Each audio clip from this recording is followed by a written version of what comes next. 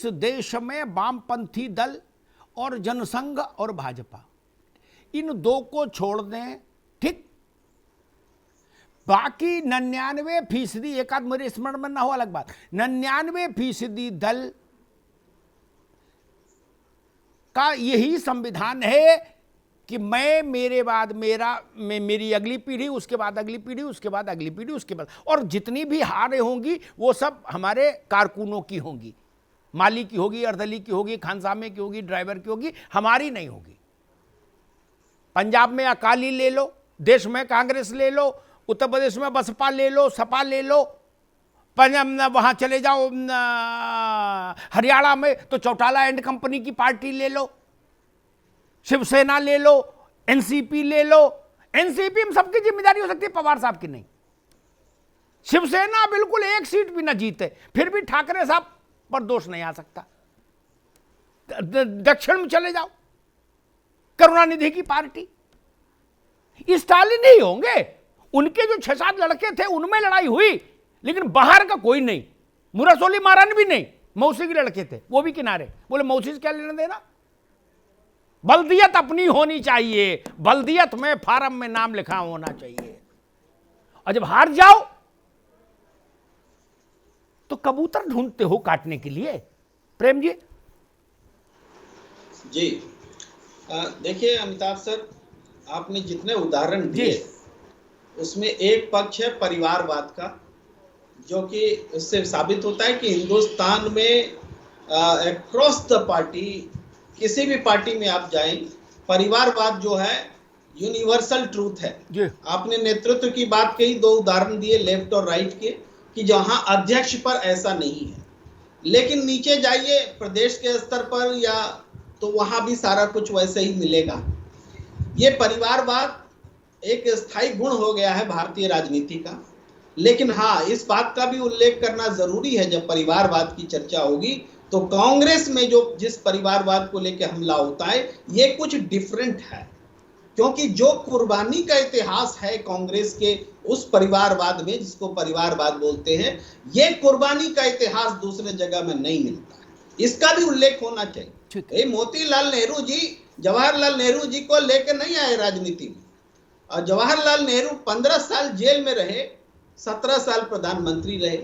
इंदिरा गांधी ने जान गंवाई, राजीव गांधी ने जान गंवाई, और ये कुर्बानी का इतिहास है। इसका भी जिक्र होना चाहिए जब जब परिवारवाद का जिक्र होता है। बिल्कुल प्रेम जी। दूसरी बात जी दूसरी बात ये हार और जीत का मैं उदाहरण देता हूं। मान लीजिए आम आदमी पार्टी 70 में से 67 या 65 सीटें जीत लेती हैं, तो वहां प्रत्याशी वाकई महत्वपूर्ण नहीं होता है, वहां पार्टी और अरविंद केजरीवाल का चेहरा ही महत्वपूर्ण होता है। ऐसी भी स्थितियां होती हैं।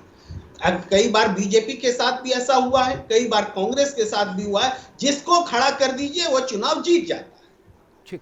लेकिन आज कांग्रेस के साथ उत्तर प्रदेश में डिफरेंट है, जिसको खड़ा कर दीजिए चुनाव हार जाता। ठीक है प्रेम जी, ठीक है, ये ठीक उसका ठीक है। प्रेम जी ने जो बात कही वो अनुकूल सत्य हो गई।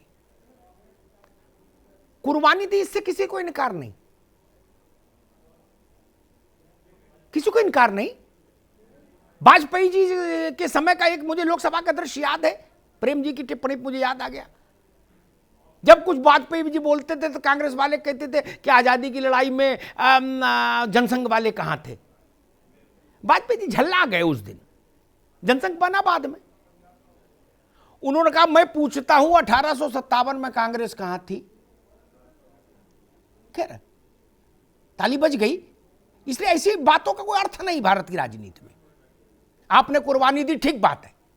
तो अगर आप इतने महान हैं तो महान सेनापति का पहला दायित्व है, जो प्रेम कुमार जी कहना भूल गए, कि युद्ध में जय मेरे सैनिकों की, पराजय की जिम्मेदारी मैं लूंगा। अभिषेक वाजपेयी, मेरा मसला, मेरा प्रश्न मूल रूप से लोकतंत्र के मूल स्वरूप पर आधारित है। मैंने उदाहरण दिया, शो चले तो मेरी जय जय, और शो ना चले तो मेरे ड्राइवर की हाय हाय। और ड्राइवर को भी ये पहले बता दूं मैं कि तुम्हें ये बोलना है क्या कि नहीं, गलती हमारी थी। अरे वो गाड़ी चला रहा, उसका शो से क्या लेना देना। अभिषेक वाजपेयी जी, नहीं अमिताभ जी, मैं आपकी बात से बिल्कुल सहमत जी। हूं। और देखिए, जो मुखिया होता है उसकी जिम्मेदारी होती है कि जब उसका फेस होता है तो जिम्मेदारी, मैं आपकी बात से बिल्कुल सहमत हूं, कहीं ना कहीं उसकी जिम्मेदारी बनती है कि हार भी है मेरी और जीत भी मेरी है। लेकिन आदरणीय अखिलेश यादव जी ने कहीं पे भी ऐसा कुछ नहीं कहा है, क्योंकि उन्होंने किसी के ऊपर ठीकरा नहीं फोड़ा नहीं, हुआ। मैंने अखिलेश यादव का उन्होंने इसलिए नाम नहीं लिया नहीं इस नहीं बहस नहीं में। नहीं, नहीं, मैंने नाम अभी तक केवल जिनके गिनाए, मैंने इन्हें कहा अखिलेश जी भी ऐसा कर रहे हैं, लेकिन हां बसपा ने ऐसा किया। भाई रितेश पांडे से क्या लेना देना अगर बसपा की एक सीट आई या एक उमाशंकर वाली? रितेश पांडे का फोटो लगा था कहीं, जिबे हो गए रितेश पांडे। मैं अमिताभ जी आपकी बात से जी बिल्कुल सहमत हूं, आपने नाम नहीं लिया, लेकिन मेरा धर्म है जी जी कि मैं बिल्कुल अपनी ठीक, पार्टी की ठीक चीजों बात। को बताऊं। हाँ लेकिन हमारे यहाँ पे आज रणनीति ये बनी हुई है कि जो भी जो लोग हैं, जहां जहां पे हम सीटों को हारे हैं, वहां के जिला अध्यक्षों को, वहां के संगठन के जो लोग हैं, उनको ये बात जरूर पूछी गई है कि आपने चुनाव के पीरियड में क्या क्या काम किया, कहां कहां पे गए, वो सब चीजें मांगी गई वो हैं। अच्छी बात और जो पहले आपने काम किए थे जी। वो चीजों के आप पूरा ब्यौरा दीजिए। तो ये अंदरूनी तौर पे हमें और मजबूत करेगा कि कहां पे क्या कमी रह गई, उन कमियों को दूर कराया जाए, जी ताकि फ्यूचर में आने वाले दिनों में कोई दिक्कत ना होने पाए। जी तो आदरणीय अखिलेश यादव जी ने सबको निर्देश दिए हुए हैं कि आपको निराश होने की जरूरत नहीं है। जनता ने प्यार आशीर्वाद दिया हुआ है, हमको और दुगने जोश के साथ जनता के मुद्दों को, जनता की प्राथमिकताओं को उठाना है, सड़क से सदन तक। तो जी अभी तक ये निर्देश है हम लोगों को, हम उसी का पालन करने के लिए बाध्य हैं। जी बिल्कुल ठीक बात है। मैं तो सोचता हूं कि भाई क्या कर रहे हो? एक सीट आई उमाशंकर की रसड़ा से, तो उमाशंकर भी अपने दम पर जीते, निज भुजबल में बैर बढ़ावा वाला भाव, हाथी से नहीं जीते। और गर्दन काट दी रितेश पांडे की, बोले बहन जी ने फैसला किया, और कई कोऑर्डिनेटर भी सब जिवा कर दिए। जोनल मंडल कौन कौन होते? क्यों भैया? कांग्रेस में कोई ये ना पूछे कि प्रियंका गांधी पर क्या कार्रवाई होगी? बसपा में कोई ये नहीं पूछ सकता कि बहन जी आपका क्या होगा? निरंतर चुनाव हारने की ऐतिहासिक कीर्तिमान श्रृंखला बना ली। ये सवाल उठने चाहिए, इसीलिए मैंने देश भर की ऐसी पार्टियों के नाम गिना दिए।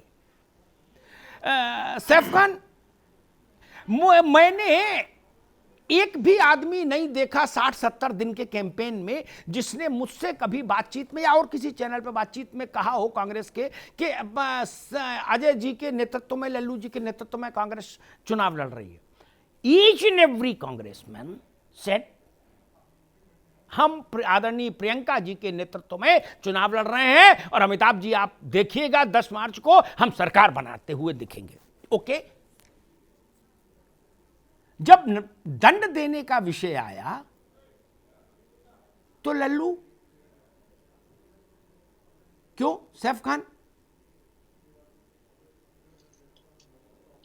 अमिताभ जी, जी जितना मौका आपने सबको दिया उतनी उम्मीद करता हूं मुझे भी जी, देंगे। और मैं राजनीतिक एक्सपर्ट जो हैं जिन्होंने ये बताया डिफरेंस जो है, जो परिवारवाद की, एक एक करके बात शुरू करते हैं, आपकी हर बात का जवाब अमिताभ जी।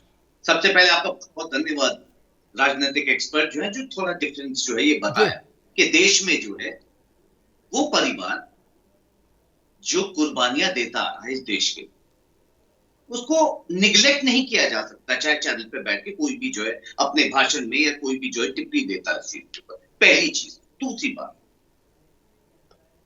आपने हारने की जो जिम्मेदारी वो की है, या परिवारवाद की जो अभी बात कर रहे थे, कौन सी ऐसी पार्टी है जिसमें परिवार, जहां नोएडा में आप बैठे हैं, पंकज सिंह यहां से विधायक हैं, किसके बेटे हैं? राजनाथ सिंह जी के, डिफेंस मिनिस्टर, है कि नहीं? तो ऐसी कोई भी पार्टी नहीं जिसमें परिवारवाद की आप जो है बात कर रहे हैं। तो ये मुझे लगता है कि जो एग्जाम्पल दिया जा रहा था परिवारवाद के लिए, मुझे लगता है यही आपको डिस्कशन ही नहीं करना चाहिए, क्योंकि हर चाहे बॉलीवुड से लेके आप चाहे आप जो है कोई भी इंडस्ट्री उठा लीजिए, परिवारवाद या जो आप ये टर्म यूज कर रहे हैं फैमिली मेंबर्स के लिए, वो तो हर जगह पे है।